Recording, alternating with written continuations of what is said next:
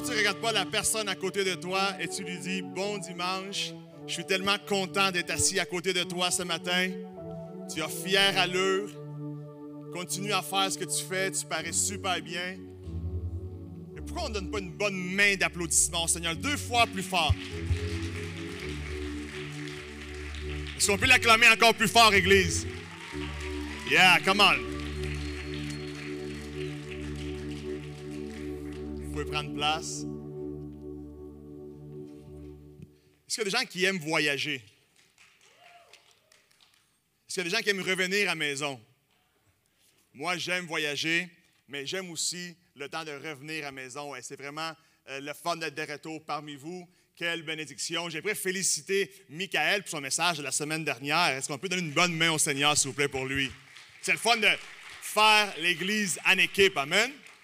Et la semaine d'avant, il y a eu Alexandre aussi avec Alexis qui a fait un grand message. Est-ce qu'on peut leur donner une bonne main d'applaudissement? Christelle et Reg se sont mariés aussi il y a 2 semaines. Hey, come on! Il y a un peu de tout qui se passe ici. On dit que c'est quand je ne suis pas là que les meilleures choses arrivent. Hein? Ça a été le fun de voyager. On a eu un bon temps avec Laura et quelques amis d'autres églises parmi le monde en Israël. Ça a été vraiment une bénédiction de pouvoir aller là. Être là où les choses se sont passées, ça amène toute une autre dimension à la lecture. Ça amène toute une autre dimension à ce qu'on lit dans la Bible. C'était drôle parce qu'on était là-bas et les gens locaux d'Israël nous disaient, vous savez, vous autres, les gens de l'Amérique du Nord, vous devez lire et vous devez croire. Nous autres, on le lit et on le voit parce que ça s'est passé ici. C'est ici que Christ a ressuscité la belle-mère de Pierre. C'est ici, ressuscité, wow, c'est bien dit. C'est ici que Christ a guéri la belle-mère de Pierre. C'est ici que Christ a marché sur les eaux. C'est ici qu'il a multiplié les pains. C'est sur cette montagne qu'il a enseigné telle chose. C'est ici qu'il a promis le Saint-Esprit. Et c'est là que le Saint-Esprit est venu. Être en Israël, ça a été vraiment pour nous autres un must. Ça faisait longtemps qu'on voulait y aller. Et quelle bénédiction de pouvoir expérimenter à un autre niveau, non? Des fois, on lit les histoires et on essaie de les imager le mieux possible. Mais à être là où l'environnement, il y a tellement de choses qui ont été préservées. Et est-ce qu'il y en a qui aimeraient ça y aller? Est-ce qu'il y en a qui aimeraient ça vraiment y aller? On est en train de planifier un tour pour l'année prochaine avec les gens qui nous ont invités à aller. On travaille à pouvoir monter un autre itinéraire, une nouvelle équipe qui va travailler dessus pour pouvoir y aller. Et on planifie le tout pour approximativement la 2e semaine d'octobre de l'année prochaine. Alors, aussitôt qu'on va avoir toutes les informations, on va les partager. Et je pense que c'est un must que chaque croyant puisse aller passer par là et aller voir où les choses se sont passées, comment ça s'est passé. Et c'est-tu juste moi qui est excité pour ça? Ah, c'est quelque chose de bon. Amen.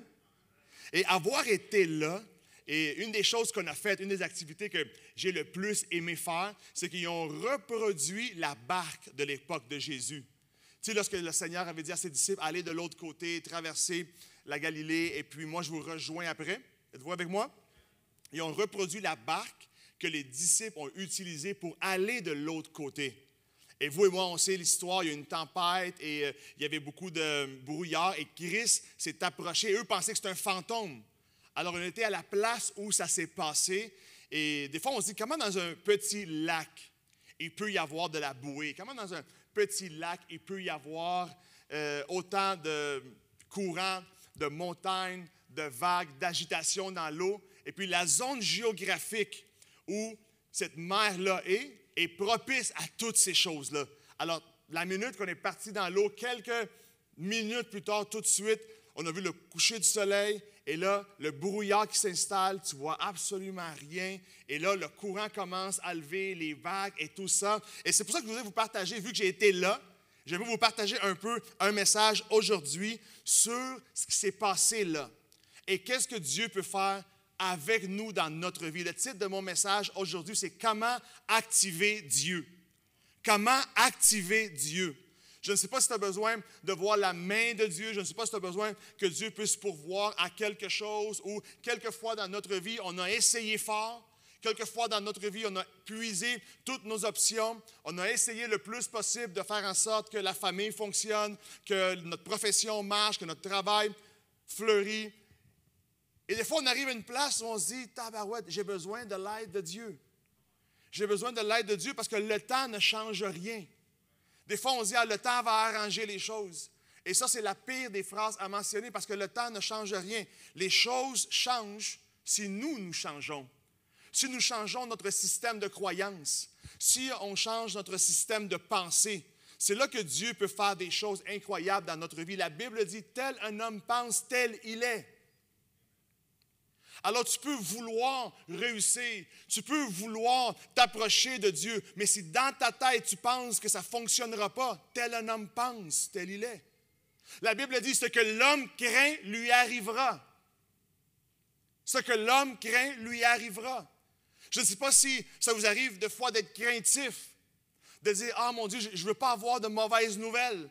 Oh, je ne veux pas qu'on m'appelle en m'annonçant telle mauvaise chose. Êtes-vous avec moi ou non? Et malheureusement, ça arrive, oui ou non? Ah, puis là, on dit, j'étais sûr que ça allait arriver. J'étais sûr qu'on allait m'appeler. J'étais sûr qu'on allait m'annoncer une mauvaise nouvelle. J'étais sûr que ça n'allait pas marcher. Pour quelle raison? Parce que la Bible dit, tel un homme pense, tel il est. Et ce que l'homme craint lui arrivera. Et malheureusement, il y a des gens qui vivent sous ces deux réalités-là, au lieu de vivre sous la réalité que Dieu est avec nous, que Dieu est pour nous. Il y a des gens, malheureusement, qui attendent après Dieu, au lieu d'attendre en Dieu. Êtes-vous avec moi?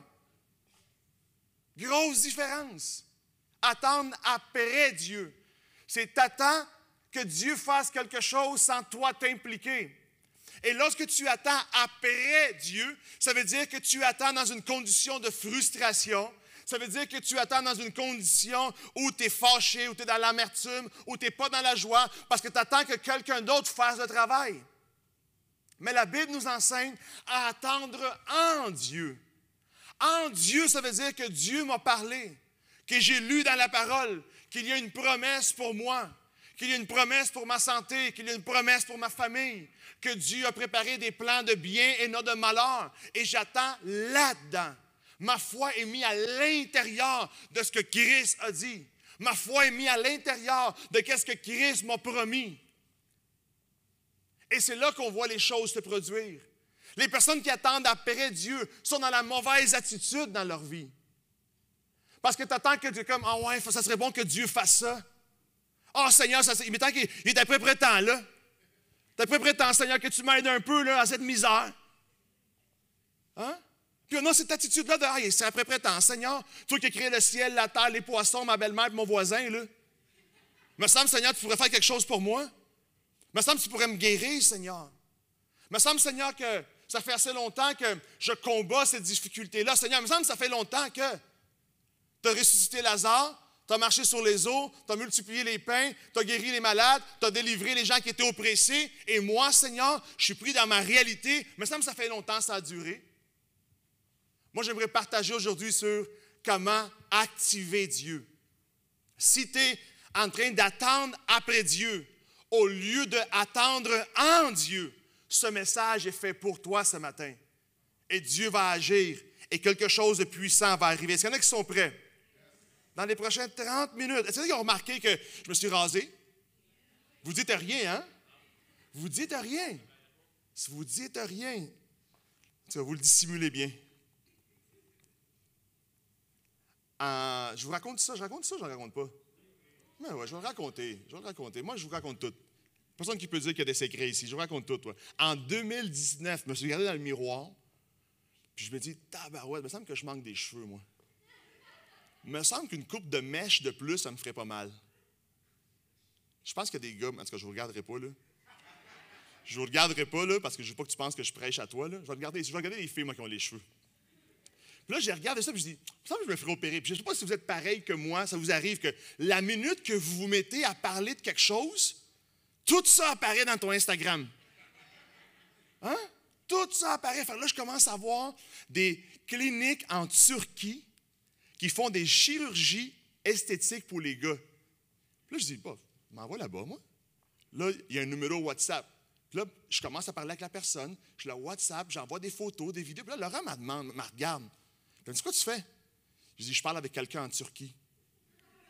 Elle dit, pourquoi tu parles avec quelqu'un en Turquie? J'ai dit, j'ai trouvé des cliniques, là, je vais aller faire mes cheveux là-bas. Elle me dit, il n'y en a pas dans le centre-ville? Il n'y a pas de clinique à Montréal, au Métropile, il n'y a pas ça? J'ai dit, non, là-bas, c'est la capitale mondiale pour ça. Là-bas, ils ont la meilleure technologie. C'est là qu'on va. Elle me dit, c'est là que tu vas. En tout cas, longue histoire courte, on s'est ramassé là-bas.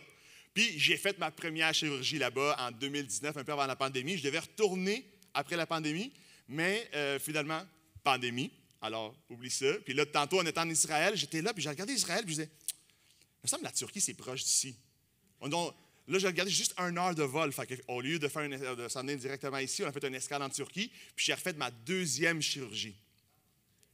Fait que là, on va voir ce que ça va donner. Après ça, c'est une perruque. Après ça, là, je veux dire, après ça, là, c'est une perruque, c'est sûr. Fait que là, la première fois, ils m'ont pris 5 500 en arrière, ils me les ont mis en haut. Puis là, ils m'en ont pris 3 200 parce qu'il m'en reste plus gros. Fait que là, ils m'ont pris qu'est-ce qui restait un peu, puis ils m'ont pris la barbe.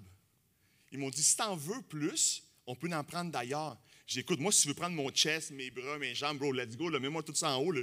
Moi, le Jackson 5, baby. En tout cas, c'est pour ça que je suis rasé. Fait que là, ça a l'air que dans 3, 4, 5 mois, ça va pousser, puis je vais pouvoir faire des couris, je vais pouvoir faire des rastas, je vais pouvoir faire toutes mes affaires. Fait que j'ai hâte. J'ai hâte de vous ressembler quelques-uns. Puis les gars, que vous pensez que j'ai toutes les références, j'ai tous les numéros de téléphone, j'ai exactement c'est où. Si tu es accepté comme que tu es, c'est correct. Si tu penses qu'il y a mieux, viens me voir. Alors, c'est ça l'histoire. Mais là, qu'est-ce qui est drôle, c'est que moi, mes cheveux, ils poussent en pic. Fait que là, la semaine prochaine, si vous me voyez avec des cheveux de même, pensez pas que c'était le style, là. Je suis comme pris avec, là. OK? Puis là, peut-être dans 3 semaines, vous allez voir que mes cheveux ici en arrière, là, j'ai comme des rosettes. Fait que là, ils piquent par là-bas. Fait que là, il n'y a plus rien qui va marcher dans ma tête. Fait que si, mettons, que dans 3-4 semaines, vous me voyez prêcher avec une casquette, je m'excuse d'avance. Pour ceux qui sont super religieux et qui pensent que l'onction du Saint-Esprit ne passe pas avec des casquettes. OK? Amen. Êtes-vous avec moi ou non? Hey, il nous reste 30 minutes. Est-ce qu'il y en a qui sont prêts? Marc 6, verset 48. Ça s'est passé là où nous autres, on était là. Ça dit, le soir venu, le bateau était au milieu de la mer et lui seul était à terre. Voyant qu'ils avaient beaucoup de peine à ramer, êtes-vous avec moi, le concept était que Jésus avait enseigné et il avait dispatché ses disciples. Il avait dit à ses disciples, partez de l'autre côté, je vous rejoins un peu plus tard. Et là, lorsqu'ils sont partis, il y a une tempête qui a explosé et il y avait de la misère à ramer. Il y avait de la difficulté, c'était compliqué. Et la parole dit que le vent leur était contraire. Vers la 4e veillée de la nuit, il vient vers eux en marchant sur l'eau et il allait les dépasser. Vers la 4e veillée de la nuit, Jésus s'en venait vers eux et le verset dit, il allait les dépasser. Il allait quoi? Dis avec moi, il allait les dépasser. Le fait que toi et moi, on soit dans un conflit, le fait que vous et moi vivions une réalité qui est compliquée un peu, ou le fait qu'on soit dans un combat, ça ne fait pas en sorte que Jésus vienne agir immédiatement. Il y a des choses à faire dans notre vie pour qu'on puisse activer la main de Dieu. Malheureusement, il y a des gens qui pensent, « Seigneur, tu ne vois pas ma difficulté. Seigneur, tu ne vois pas ma santé. Seigneur, tu ne vois pas mes finances. Seigneur, tu ne vois pas mon intérieur. » Et on pense que parce que Dieu voit, Dieu doit agir. Non, la Bible dit que Dieu voit toutes choses, que rien ne lui est inconnu. Et ici, le verset 48 dit, « Il allait les dépasser. » Le verset 47 dit, « Il voyait qu'ils avaient de la misère à ramer. » Dans le verset 47-48, vous voyez que Jésus voit qu'ils sont en difficulté. Mais il allait les dépasser. Il n'allait pas s'en mêler. Ici, on parle de Jésus-Christ lui-même, du Fils de Dieu, du grand maître, du Seigneur et Sauveur, du marcheur sur l'eau. C'est lui qui peut faire l'impossible. Et malgré ça, la Bible dit qu'il allait les dépasser. Qu'il n'allait pas s'en mêler, qu'il allait les laisser seuls dans leurs circonstances, que l'intention de Jésus était de les laisser seuls dans leur barque, dans leur tempête. Maintenant, vous et moi, on peut se dire, mais qu'est-ce que c'est ça, cette histoire-là? Dis avec moi, qu'est-ce que c'est ça, cette histoire-là? Parce qu'il y a 4 évangiles, seulement 3 évangiles racontent cette histoire et seulement un évangile donne ce détail-là. Est-ce qu'il y en a qui sont dans les détails? Moi, je suis dans les détails dans la parole. Et c'est le seul évangile qui rajoute ça. C'est-à-dire, Jésus allait les dépasser. L'histoire continue en disant, « Car ils le voyaient tous et ils étaient troublés. Mais aussitôt, il parla avec eux. » Pardon, je recule un peu. C'est-à-dire, quand ils le virent marcher sur l'eau, ils pensaient que c'était un fantôme. Et ils se sont mis à pousser des cris. Ils se sont mis à quoi? Ils se sont mis à pousser des cris. Et l'histoire dit, car ils voyaient tous et ils étaient troublés. Et aussitôt qu'ils les entendirent, il parla avec eux et il leur dit, courage, c'est moi, n'ayez pas peur. Puis il monta avec eux dans l'eau, sur la barque, sur le bateau, et le vent tomba. En eux-mêmes, ils étaient tous stupéfaits. Moi, je veux te partager ce matin, durant les prochaines minutes, sur quelles sont les choses qui sont nécessaires que vous et moi devons faire pour pas que Jésus passe tout droit. Quelles sont les choses que vous et moi devons faire dans notre vie pour pas que le Seigneur nous voie dans notre circonstance, nous voie dans notre réalité et qu'il ait le désir d'arrêter et d'amener la paix. Qu'il ait le désir d'arrêter et nous guérir. Qu'il ait le désir d'arrêter et pourvoir pour nous et ne pas passer tout droit. Est-ce qu'il y en a qui veulent que le Seigneur passe tout droit? Amen, alléluia. Non, personne qui veut ça. On veut tous que Dieu agisse. On veut tous que Dieu vienne faire des bonnes choses.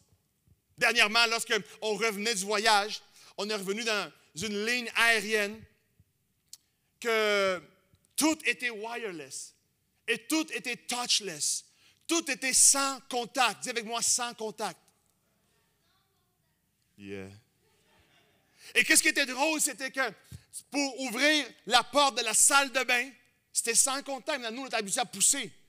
Non, on pousse puis elle ouvre. Mais cet avion-là, c'était sans contact. Il fallait que tu waves ta main sur un écran. Et vous savez comment connu, moi, on touchait l'écran. On est fait de même. On veut toucher à tout. Mais il fallait toucher, seulement bouger ta main devant l'écran. Et quand tu bouges la main, la porte s'ouvre. Ensuite, tu es dans la salle de bain. Et quand ça finit, pour avoir du papier, il y a juste une boîte. Et tu ne peux pas tirer le papier. Fait que moi, je me mets à cogner sur la boîte. Puis là, quand il n'y a pas de papier, tu commences à stresser, non? Mais finalement, il y avait encore le petit rond de mouvement. Et quand tu bouges devant le rond, le papier commence à sortir. Êtes-vous avec moi? Ensuite, pour te laver les mains, même affaire. Même affaire. Je regarde l'évier, je cherche la petite pédale, il n'y a pas de pédale, je cherche les boutons, il n'y a pas de bouton. Fait que là, j'ai commencé à faire de même sur l'évier. Puis là, l'eau a commencé à sortir, je me dis, regarde, à m'amener. Puis là, mais quand tu arrêtes de bouger, l'eau arrête. Fait que là, c'est compliqué de se laver les mains, là. Pense à ça, là. OK, tu fais de même, puis là, tu te laves les mains à l'envers. Au lieu de te laver les mains comme ça, là, je t'ai rendu, je me lavais les mains de même. Puis quand j'arrêtais, ça arrêtait. Vous comprenez? Fait que là, je t'ai rendu que je bougeais mon coude pour que l'eau n'arrête pas. Puis, écoutez, là, c'était une samba, c'est la lambada dans la toilette. C'était la lambada dans la toilette pour pouvoir se laver les mains. Mais la minute que tu as arrêté de bouger, l'eau arrêtait.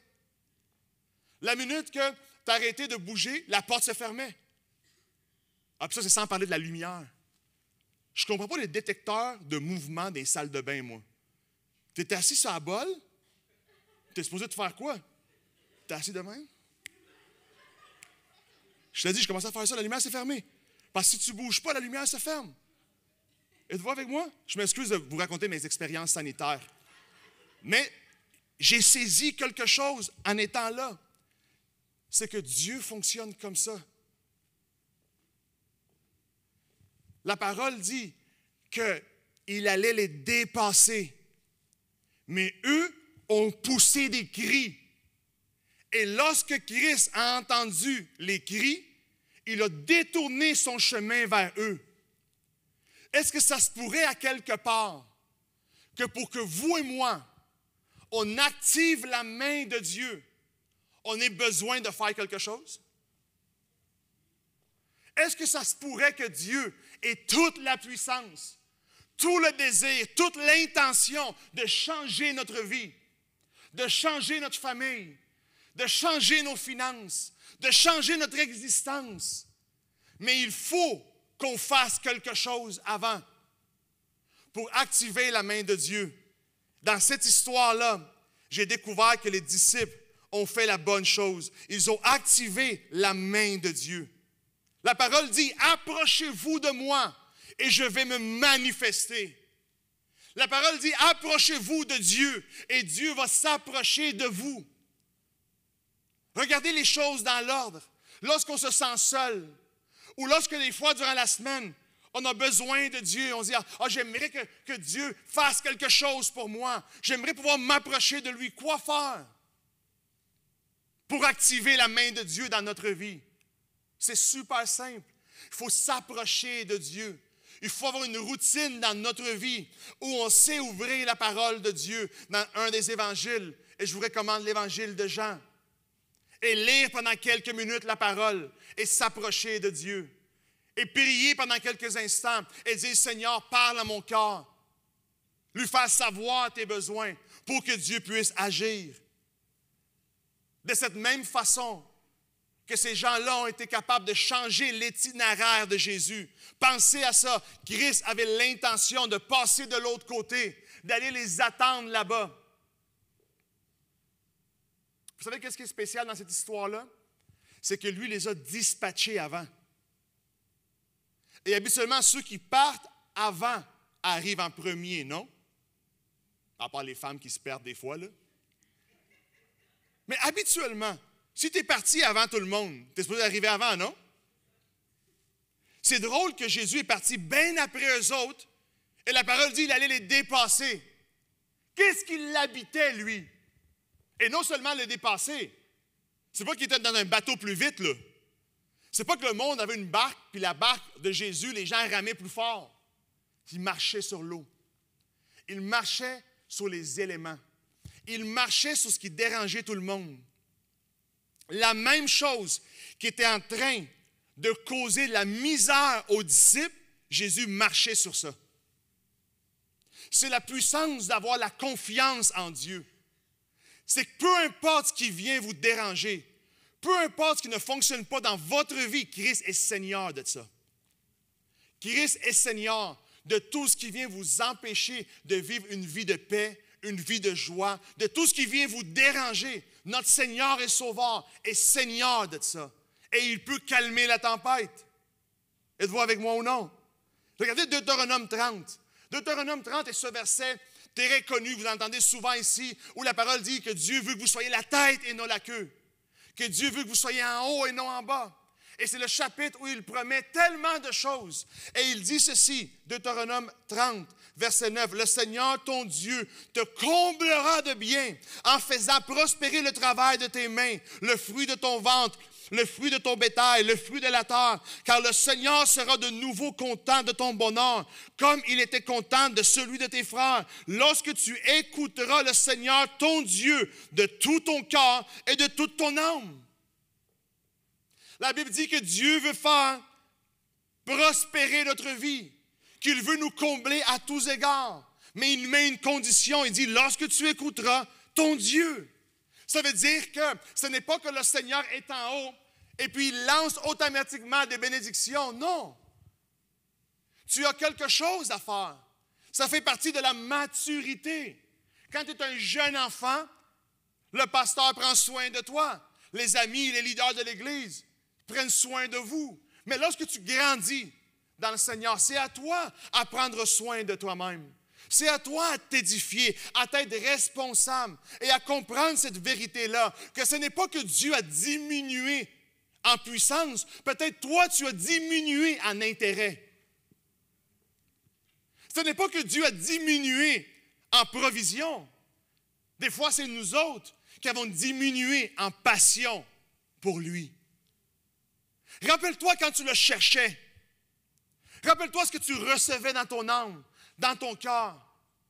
Rappelle-toi quand il y avait ces saisons-là d'adoration dans ta vie.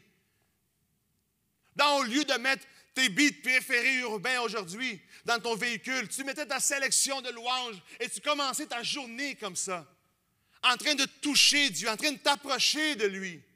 Si tu t'approches de lui, la promesse est qu'il va s'approcher de toi et il va faire ressortir de toi des choses incroyables.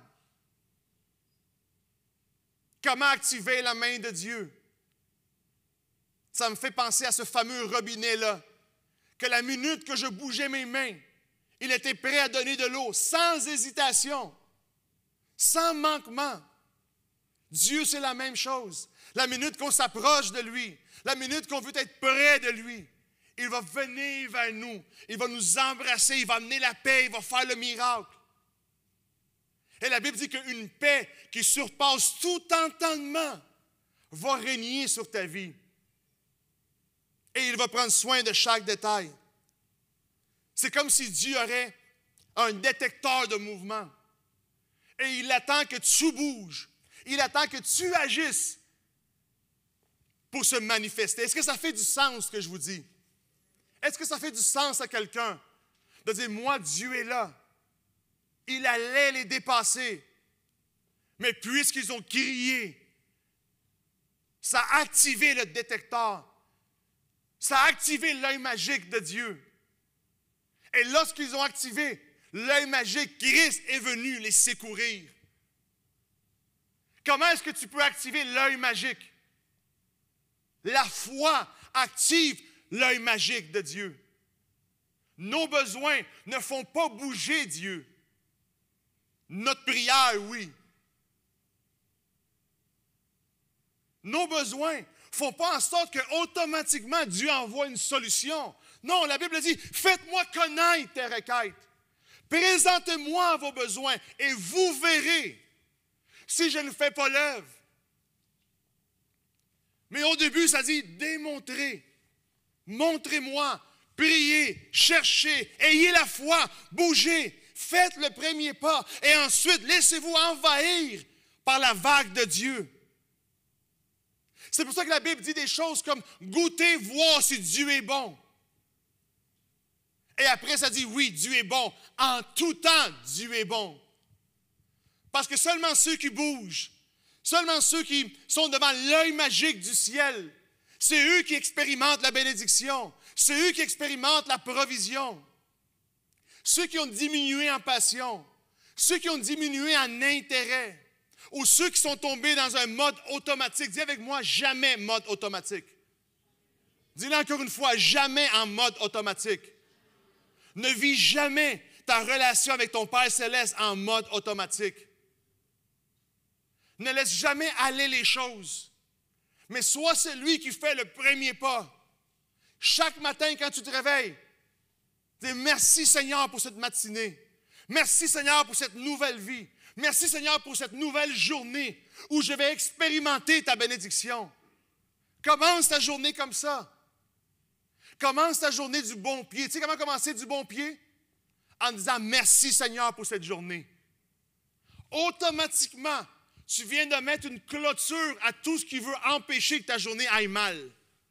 Parce que si tu la mets entre les mains de Dieu, la Bible dit que tout concourt au bien pour celui qui aime Dieu. Tout concourt au bien pour qui? Pour celui qui aime Dieu. Pas pour celui qui lit la parole. Pas pour celui qui se rappelle du message du pasteur. Non, la Bible dit tout concourt au bien pour ceux qui aiment Dieu. Est-ce que tu aimes Dieu? Parce que c'est seulement ceux et celles qui aiment Dieu qui sont capables de faire le premier pas vers lui. Parce qu'il y a de l'intérêt. Parce qu'il y a de la passion. Il y a des gens qui chantent « Seigneur, je t'aime ». « Oh Seigneur, je t'adore ». On chante des chansons incroyables en lui manifestant notre amour verbal. Mais si moi je dis à ma femme « Chérie, je t'aime », mais je ne le démontre jamais, qu'allez-vous penser? Si je dis à mon épouse, chérie, je t'aime de toute mon âme, je t'aime avec tout mon cœur, mais je ne passe jamais de temps avec elle, est-ce que mon amour est réel ou non? Si je lui dis, chérie, tu es l'amour de ma vie, et je vis ma vie avec tout le monde, sauf avec elle, est-ce que mon amour est réel? Non. On mesure souvent la manifestation d'amour avec le temps que quelqu'un passe avec cette personne-là. Si tu ne passes pas de temps dans la prière, à parler avec Dieu, à jaser avec ton Père céleste, comment peux-tu dire que tu aimes Dieu? Comment peux-tu dire que tu lui démontres ton amour si dans ta routine, il n'y a pas de communication avec lui? Le temps que tu passes dans la parole de Dieu est un temps que tu passes avec lui. Et si tu ne passes pas de temps là, s'il n'y a pas une routine de lecture, comment peux-tu dire que pour activer la main de Dieu, il faut qu'il y ait un peu de mouvement devant l'œil magique. Ça prend un peu de prière devant l'œil magique de Dieu. Ça prend un peu de foi qui va allumer l'œil magique. Ça prend des gens qui vont adorer Dieu en esprit et en vérité. Ça prend des gens qui sont convaincus que lorsqu'ils implorent, lorsqu'ils disent le nom de Jésus, quelque chose se produit. Est-ce que ça aide quelqu'un ce matin?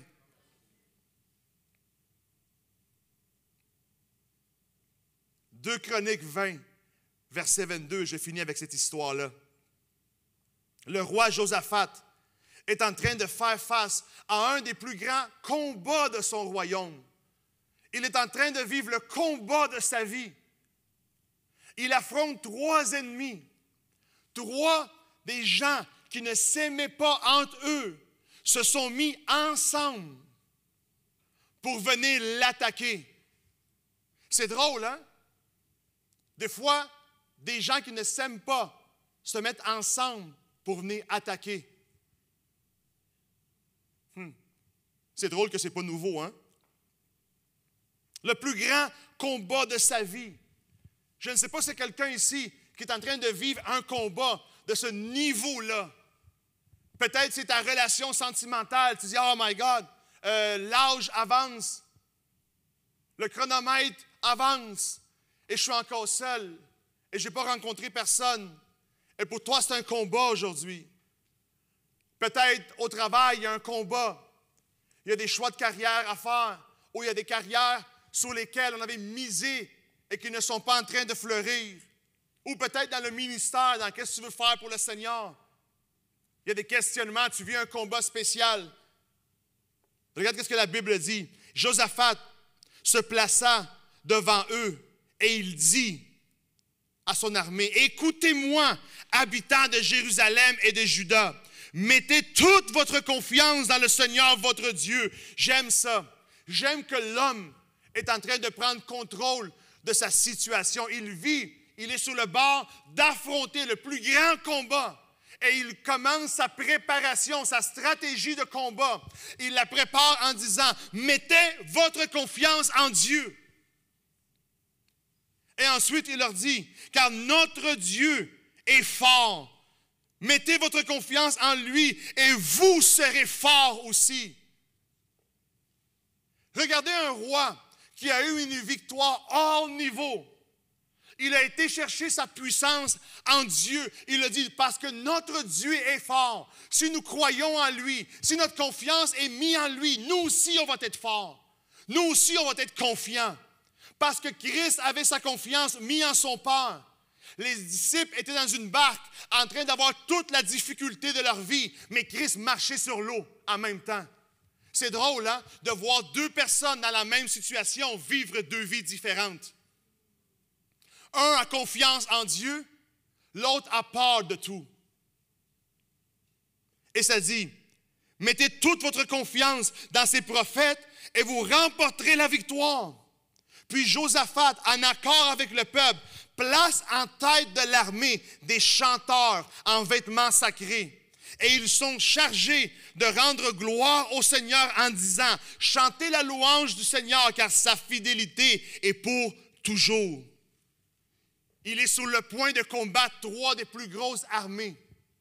Ils se sont mis en accord, ces 3-là, pour les anéantir, pas les conquérir, pas les rendre esclaves. Ils voulaient l'anéantir, détruire la ville, tuer les femmes, tuer les enfants, anéantir. 3 nations contre eux. Et lui, lorsqu'il prépare sa stratégie, il dit à son peuple, « Mettez-moi l'équipe de louange en avant de l'armée. Mettez-moi l'équipe d'adoration, première ligne. » Je ne sais pas si vous êtes pareil que moi, mais quand on voit les films de combat en première ligne, qui est là? Les tanks d'assaut sont là. Les chevaux sont là. Les combattants les plus vigoureux sont là. Pour quelle raison? Parce qu'on veut tout de suite effrayer l'ennemi. On veut tout de suite donner un coup d'assaut pour qu'il voit notre force d'impact. Et parce qu'on veut tuer le plus rapidement possible le plus grand nombre d'ennemis pour que ça fasse une barrière humaine et que le reste de leur armée ait de la misère à traverser vers nous. Ça me semble une stratégie intéressante, oui ou non? Lui, il ne fait pas ça. Lui, il décide que sa première ligne de combat, c'est son équipe d'adoration qui vont chanter « L'Éternel est mon berger, je ne manquerai de rien ». Dieu va nous donner la victoire. Dieu est le Seigneur des Seigneurs. Dieu est celui qui va nous donner tout ce que nous avons besoin. Il est avec nous et non contre nous. Et ces chants-là se sont mis à s'épandre partout. Et la Bible nous raconte l'histoire de la plus grande victoire du roi Josaphat. Que la minute que les chanteurs se sont mis à chanter, que la musique s'est mise à jouer, que les instruments se sont mis à frapper, ça dit que la confusion a frappé le camp de l'ennemi. Et les 3 nations qui s'étaient mises ensemble contre eux ont commencé à se battre entre eux-mêmes. Et leurs épées ont commencé à se diriger contre eux-mêmes. Et finalement, il y a eu une confusion dans le champ de l'ennemi, totalement. Et ils se sont tous entretués. Et personne de l'armée d'Israël n'est morte. Pourquoi? Parce que devant leur plus grand combat, ils ont activé la main de Dieu. Parce que devant leur plus grand combat, ils se sont placés devant l'œil magique de Dieu. Et ils ont compris que la Bible dit que Dieu habite au milieu de l'adoration de son peuple. Et quand ils se sont mis à adorer, une armée d'anges que personne ne voyait est descendue confondre l'ennemi. Quand ils se sont mis à adorer, l'ennemi s'est mis à tomber. Quand vous allez commencer à vous rapprocher de Dieu, vos ennemis vont commencer à tomber. Quand vous allez commencer à faire un mouvement de foi devant le ciel, votre santé va revenir. La bénédiction que Dieu a promis va vous atteindre. Comment activer la main de Dieu ce matin, Église? Fais un pas vers lui. Ne laisse pas ta vie aller au hasard et ne pense pas que tu peux avoir le contrôle de tout. Une simple prière. Dis, Seigneur, ce matin, je veux m'approcher de toi. Et Christ va se détourner et il va sauter dans ta barque. La Bible dit que la minute qu'il est sauté dans la barque, la tempête s'est calmée et la paix s'est installée. Il y a tellement de choses dans notre vie, peut-être des micro-tempêtes dans nos émotions, dans nos sentiments, dans nos finances, dans nos relations, dans notre travail, avec les gens qu'on aime, dans la famille, des expériences compliquées.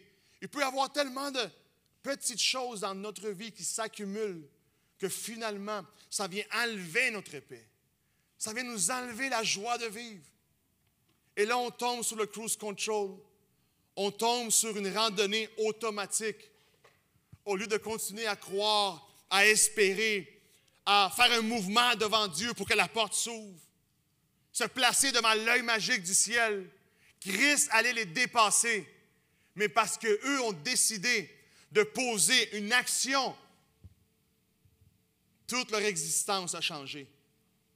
Moi, je veux vous inviter ce matin, Église, à faire une action qui va transformer votre réalité. Êtes-vous prêts? Êtes-vous prêts? Seulement ceux qui sont prêts.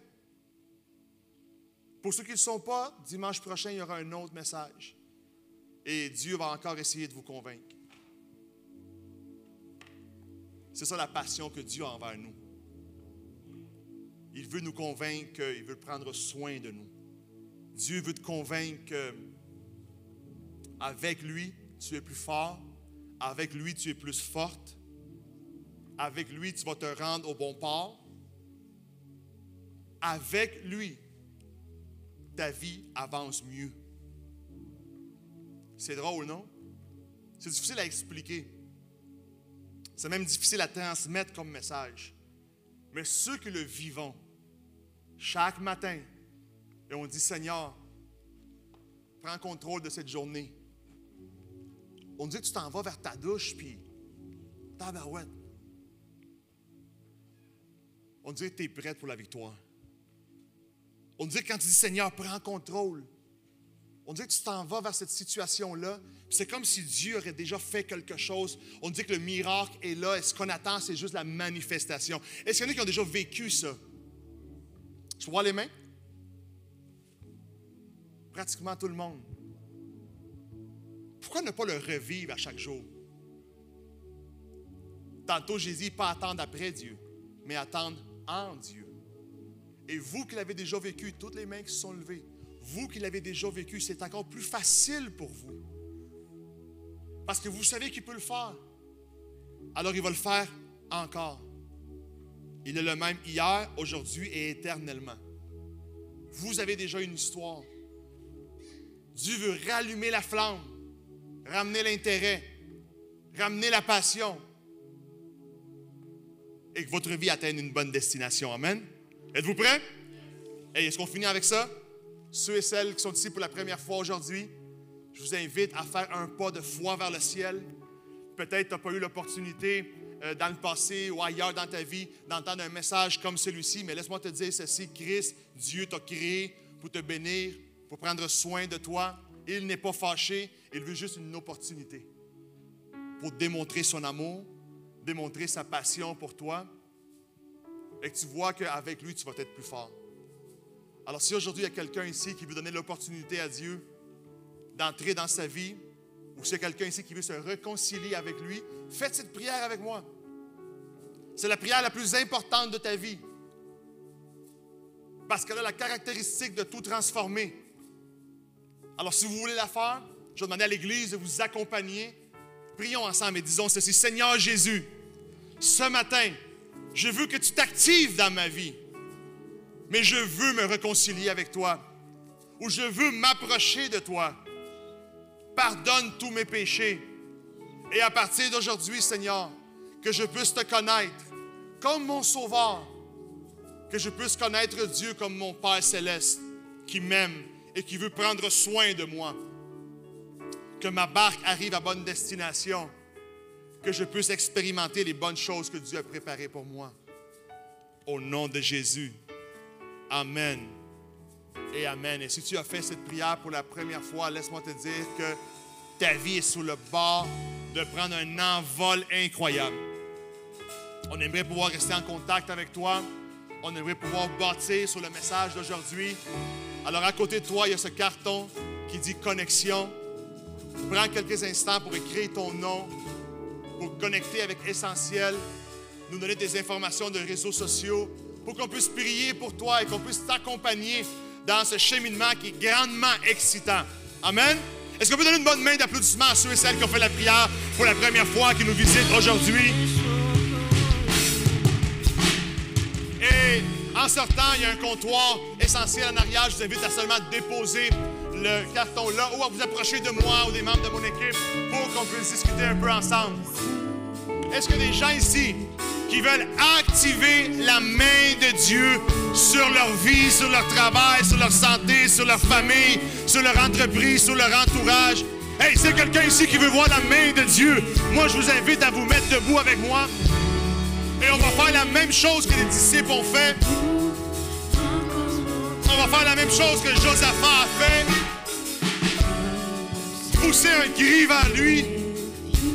Attirer l'attention du ciel. Commence à parler avec le Seigneur ce matin. Parle avec lui pendant quelques instants et dis-lui, Seigneur, me voici aujourd'hui en train de faire un mouvement de foi. Me voici aujourd'hui, Seigneur, en train de faire un mouvement vers toi, Seigneur. Un pas vers toi, Seigneur, un vote de confiance. Seigneur, je remets toute ma vie entre tes mains. Qu'à partir d'aujourd'hui, Seigneur, je puisse avoir cette routine de contact avec toi. Que je ne tombe pas en mode automatique. Mais qu'au nom de Jésus, Seigneur, je puisse toujours avoir l'esprit éveillé à m'approcher de toi, Seigneur. La Bible dit, invoque-moi et je te répondrai et je te montrerai des choses que tes yeux n'ont jamais vues et je te ferai entendre des choses que tes oreilles n'ont jamais entendues. La Bible dit, approche-toi de lui et il va s'approcher de toi. Si tu développes dans ta vie les habitudes de t'approcher de Dieu, de faire un pas vers lui, Dieu va s'approcher de toi et il va se manifester et tu ne manqueras de rien. Et il te fera passer par un chemin de paix, par un chemin de guérison, de provision, de vision, de destination. Dieu a préparé pour toi les bonnes choses, Église. Active la main de Dieu et vis dans ces choses-là que Dieu a pour vous. Hey, adore-les pendant quelques instants. Que Dieu vous bénisse, que Dieu vous garde et on se voit la semaine prochaine.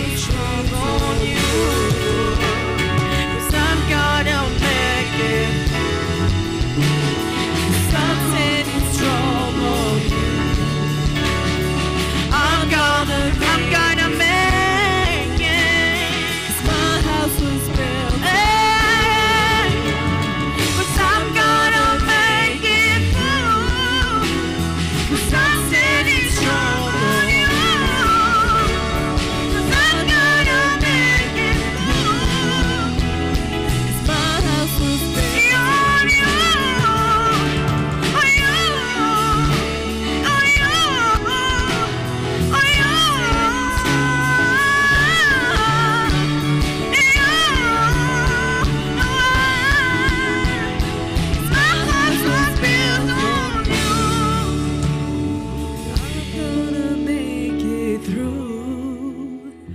I'm standing strong on you. I'm gonna make it through. 'Cause my house is built on you. Christ is my firm foundation. The rock on which I stand when everything around me shaking. I'll never be more glad. I put my faith in Jesus. He's never let me down. He's faithful through generations. He's never let me down. He won't. He won't. He won't. He won't fail. He won't fail. He won't. He won't. He won't. He won't fail. He won't fail. Christ is my firm foundation. Christ is my firm foundation. The rock on which I stand when everything around me shaking. I'll never be mocked like I put my faith in Jesus. He's never let me down. He's faithful through generations.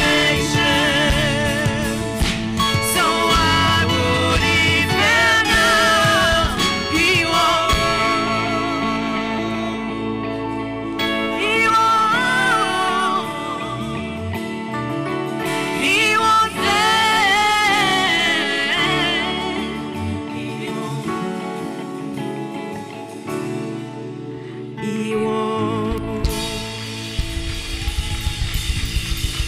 Bon dimanche essentiel. À la semaine prochaine.